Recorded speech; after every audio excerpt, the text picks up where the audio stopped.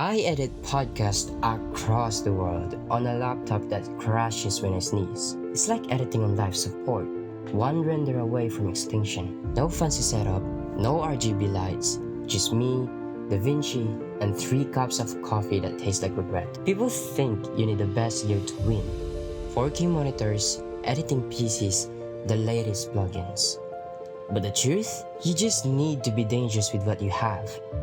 Because if you can make fire with scraps, you'll be unstoppable when you finally get fuel. I'm not chasing perfect conditions. I'm building with what I've got.